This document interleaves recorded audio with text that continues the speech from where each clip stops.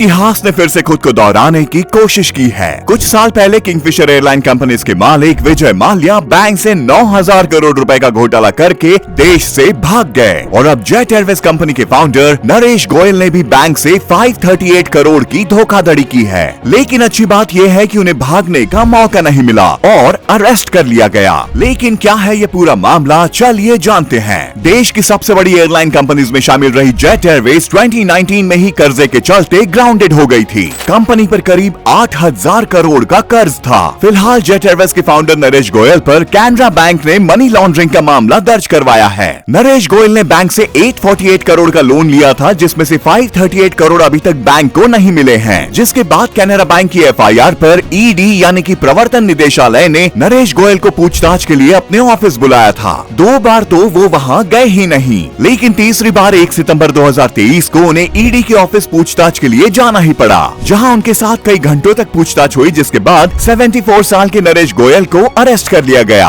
2 सितंबर को special PMLA court में उनकी पेशी की गई, जहां उन्हें 14 दिन की हिरासत में भेज दिया गया। कोर्ट में पेशी के दौरान ईडी ने नरेश गोयल के कई काले चिट्ठे खोले। बताया गया है कि उन्होंने लोन लिए गए पैसों को अपने पर्सनल यूज और ऐशो आराम पर खर्च किया है। बैंक के पैसे से उन्होंने महंगे फर्नीचर, कपड़े और गहने खरीदे हैं। यहाँ तक कि अपने घर के नौकरों की तनख्वाह तक उन्होंने इसी पैसे से दी है। सीबीआई ने इस मामले में नरेश गोयल के साथ साथ उनकी वाइफ अनीता गोयल और जेट एयरवेज के कुछ पुराने खास एम्प्लॉइज को भी आरोपी बनाया है। जेट एयरवेज तो 2019 में ही बंद पड़ गई थी, लेकिन नरेश गोयल ने जिस बैंक अकाउंट में कैनरा बैंक से लोन लिया था, उसे भी 29 जुलाई 2021 में फ्रॉड घोषित कर दिया गया था। कुल मिलाकर अब नरेश गोयल और जेट एयरवेज हमेशा के लिए डूब चुके हैं। लेकिन ये कंपनी उन्होंने बड़ी ही मेहनत से खड़ी की थी। 1967 में अपनी ग्रेजुएशन कंप्लीट करने के बाद नरेश गोयल ने अपने अंकल की ट्रैवल कंपनी में एक कैशियर की जॉब शुरू की थी, जहां काम करते करते उन्होंने एक लेबनान एयरलाइन कंपनी के काम को ऑब्जर्व किया।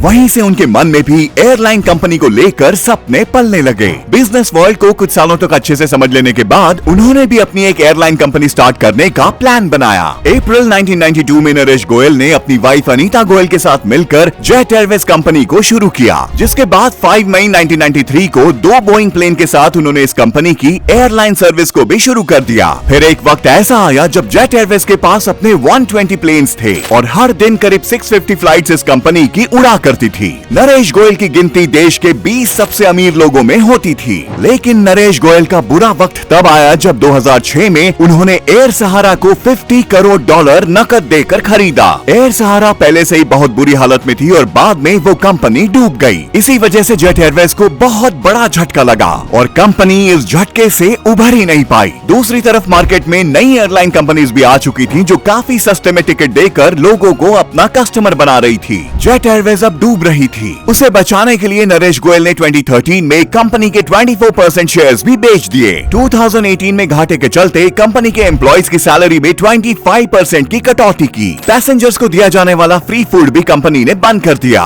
लेकिन इस सब का कोई फायदा नहीं हुआ और 2019 में कंपनी को ग्राउंडेड करना पड़ा। कंपनी पर बहुत सारी इंडियन और फॉरेन बैंक्स का करीब 8,000 करोड़ का कर्ज था। अब इस मनी लॉन्ड्रिंग के केस ने तो नरेश गोयल को बहुत बड़ी मुसीबत में धकेल दिया है। अब आगे इस मामले में क्या कार्रवाई होगी, ये तो आने वाला वक्त ही बताएगा। फिलहाल अगर आपको ये वीडियो अच्छी लगी हो तो वीडियो को लाइक और शेयर करना मत भूलिएगा।